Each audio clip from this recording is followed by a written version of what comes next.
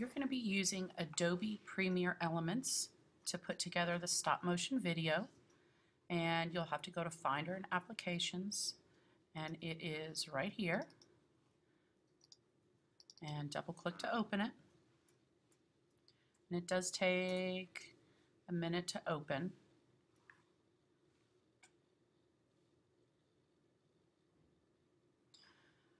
You'll get to this point where you choose Organizer or Video Editor. Choose Video Editor and then New Project. And you'll see a second one bouncing down here while that side opens up.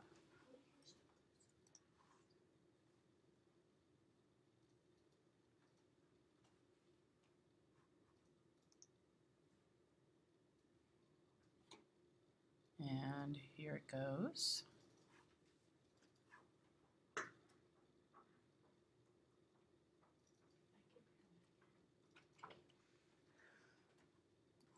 Okay, and with it open here, just to go quick through the workspace, you're going to want to choose up here at the top. It's going to probably start off in the quick mode or quick view. Go to the expert view, and this is going to change so that you can see your timeline down here. And your timeline, much like Flash, is how you build your movie or your animation. Up here is going to be your preview menu, and then you have some different tools here as well as a menu bar up here. So the first thing that you're going to have to do is set your preferences so that we have every photo being the same amount of time. So here under the Adobe Premiere Elements Editor menu, we'll go to Preferences and General. And we want to make sure that our video transition default duration is 30 frames. That's basically your frame rate. The next thing that we're going to do here that we're going to change is this one. And I've already changed mine. I don't remember what the original one was. I want to say it was like 150 or something like that. You're going to change this to 3 frames, and that's going to make it so that each photo is 1/10 of a second, okay, which is exactly what we want for 10 photos per second. So right here, change still image default duration to 3 and click OK. And the next thing that you're going to do is import your photos. And you can do that by going to the File menu, choosing Add Media From, and notice that you have several ways that you can import photos. We're going to do it from Files and Folders because that's where you have everything loaded. Now, you were supposed to have copied all your photos into your into Pull and Drop. And once you're done, I'll move it into Pull and Pickup for you so that you can drag it to your desktop to work with.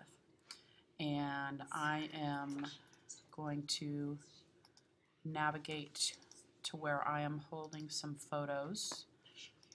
It's not in the same place as where you're looking.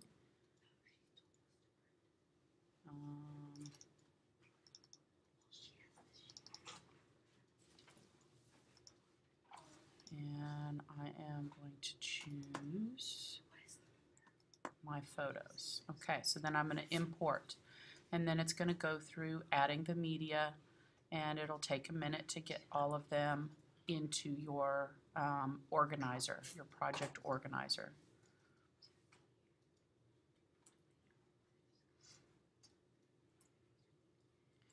Okay, so if we look here, you see Project Assets, and that opens the clip organizer for us. So everything that we import will be in here. And you can see here that it gives us the duration of each clip, and because we set it up in the preferences earlier, it's already set at 3 frames.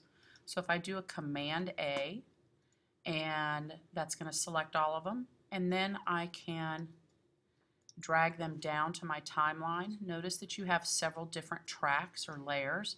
We want everything to go here on the video one. Now your images are probably in order because that's the way that you took them. So once you have all of them selected, you can simply drag them down here to the video one track and let them go. And over here on the right, notice this. This zooms in and out on the timeline. So if you move it over to the right, it makes each clip look a little bit bigger so that you can see them better. And you can see that it goes just past the 10-second mark for the amount of photos that I have.